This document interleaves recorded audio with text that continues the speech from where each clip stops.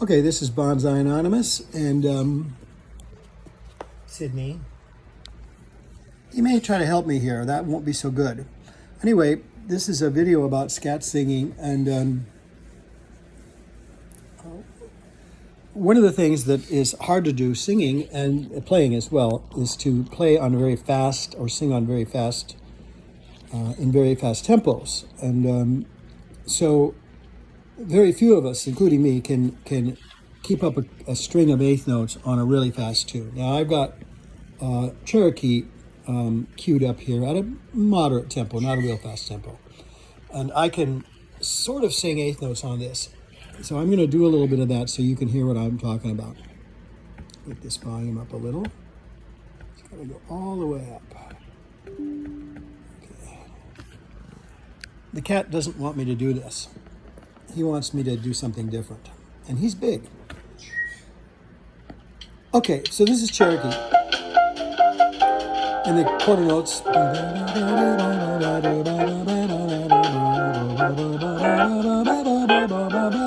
I can do quarter notes at this speed, and probably a lot of people can. It's not terribly fast. But eighth notes.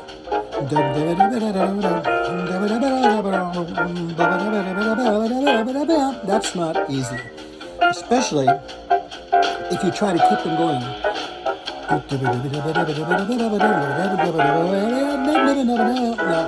that may have sounded like I was doing eighth notes, but I truly wasn't. I can't do eighth notes at speed very long.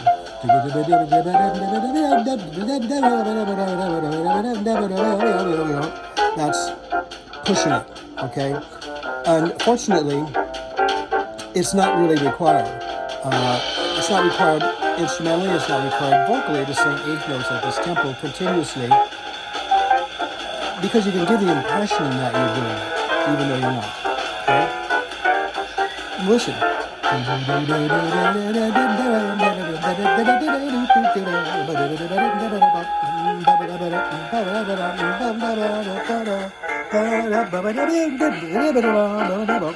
Okay, so some of that was eighth notes.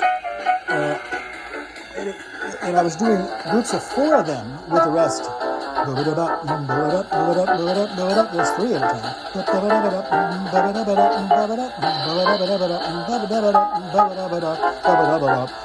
Some eighth notes, but not continuously. Another thing that you can do is to do swallowed notes. You used to write those with X's or N's. It's all the N's. And all that is quarter notes with U's in between.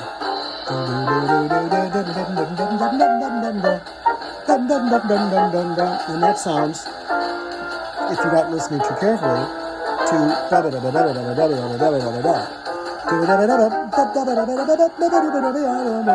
there's quarter notes. Other thing you can do is embellishments, okay? And some of them we can't do vocally. I really can't do a trill at this speed. But I can do neighbor tones. Okay?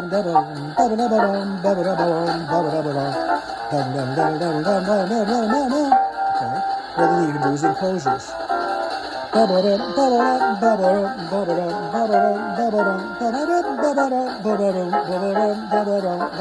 those are groups of three with a rest after. Trying to do those continuously, I can't, but I can do.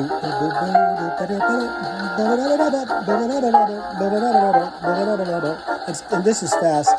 I mean, Cherokee, of course, as you know, is played much faster than this sometimes, which is just ridiculous to me.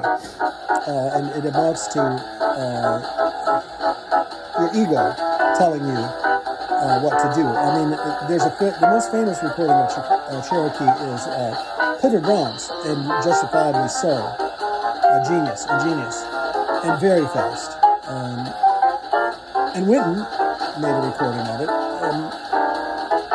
just a little faster than Clifford Brown's. You know, like, I can do this faster. I'm sorry, Wynton, but you're no Clifford Brown, and of course, no one else. Okay? But just performing something faster than someone else did doesn't really prove much. because the faster you go, the less you can even tell what the person is doing. This speed is fast.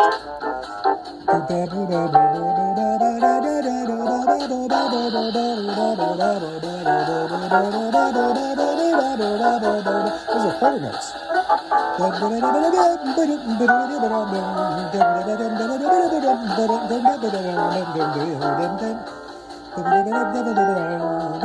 And another thing you could do is repetition, although that's hard on single notes. Okay, you could do that. All right, let's stop you for a second. So far, what have we done besides being bothered by this boy? We've established that it's very difficult to play or sing eighth notes at Cherokee tempo, which could be any tempo above 250, I guess. It's very difficult. And it's not important that you do that, because even if you don't do that, you can give the impression that you do. And in fact, giving the impression that you do is easier to listen to than someone who's just doing eighth notes. I played in my younger days in bands that backed up some really great players, and I'm not going to mention the person's name I'm going to talk about right now, but this person was famous, a saxophone player, and I played with him, backed him up twice when I was in college, at college bands, and he was one of the guys that came around and did clinics and concerts with school bands, which is really a great thing to do, and I appreciate great jazz musicians making themselves available that way, so I can't put this guy down too much, but he really did play eighth notes continuously, or as far as I could tell, they were, for 10 minutes. And it's impressive technically to be able to do that and have your mind be able to do that. If you actually slow down what he was playing, and any of us, truthfully, when we do this, if you slow down what we're playing things we played before. It'd be very difficult to actually improvise a valid line, I think, at least for me. I can't speak for anyone else, but for me at this tempo, a valid line and come up with something I never came up with before. I think the idea that improvisation comes out of thin air is one that actually jazz musicians may have promoted this, an act of genius, but honest ones like Sonny Rollins admitted that they practiced their butt off. And of course we know that Charlie Parker practiced like crazy, and we even have recordings of Clifford Brown practicing Cherokee and other tunes at very fast tempos. So the greats knew that it's not something you could just do off the cuff. You had experience listening, experience playing, and even with all that, at a tempo like a tempo like that, you can't go eighth notes. You got to come up with a different note, or at least something different every few notes. You just can't go. That's boring. So you got to do something on every one of those eighth notes, and I don't have the mind for that. I'm sure I never did. And I'm glad I don't, because listening to someone solo who can do that and does do that is mind-numbingly boring. It's boring. There's no variety, and I'm sure that some of the players that did this felt that it was an impressive technical display, and it is. And truthfully, I'd rather listen to some players do it than others. I'll listen to Michael Brecker do it all day, but he was a genius, and he knew that doing that all day was not going to cut it. So he balanced it with a lot of other things, even though I'm sure he could have played eighth notes till the cows came home. So just to backtrack a little bit, very difficult to perform eighth notes continuously at a fast tempo, or even a slow tempo. It's not that easy. And that's one reason why there aren't melodies that do that. A melody that has all eighth notes is tough to make popular, that's for sure. I'm thinking of Donna Lee, very, very cool tune, mostly eighth notes. But how many people know Donna Lee or anything about Donna Lee? But I Got Rhythm, people know. That's simple. It's a simple tune. You could probably sing it just about after one hearing. Donna Lee, not so much. So there are pieces that were written, I think, to display technical prowess. Certainly, Giant Steps is that, and I don't blame John Coltrane. He didn't make it a concert staple for him to play Giant Steps everywhere he did. I think he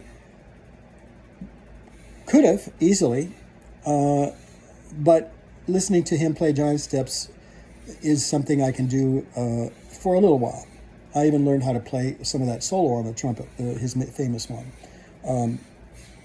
But playing a solo like that even on giant steps is boring. Eighth notes are boring.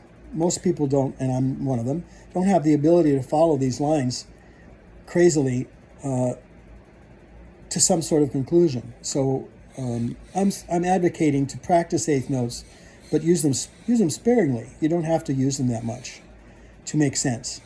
And if you're going to do eighth notes, you can fake it. You can fake it with quarter notes and do do do do do do do do. Those are just quarter notes rather. Do ba do ba do ba do ba do ba do ba ba ba ba ba. That's hard, but do do do do do. That's easier. I only did 2 eighth notes at the very end, and yet the effect of it is similar to eighth notes. Now I didn't really know this until I transcribed a Dizzy Gillespie solo, which the guy was a monster technically, and could play and did play extremely long wiry lines.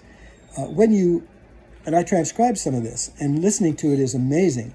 When you slow it down and see what was actually played, the actual eighth notes or double time feel is not really present a lot of times. He's doing the thing with the swallowed notes, ghost notes thing, and when he does do eighth notes, he doesn't usually string 25 or 30 of them together. They're little parts of little licks, and that's very impressive. Clifford Brown did that a lot. Licks, double time licks, but not as a continuous staple of a solo. So I guess I'm trying to be encouraging. If you can't do eighth notes, you still have a chance. You can repeat notes, you can do neighbor tones, you can sequences. There's all sorts of things you can do to imitate eighth notes rather than actually performing them. Okay, maybe I'll do a little bit more of that just for you here without comment, if I can make it work here. Okay, let's do a little Cherokee.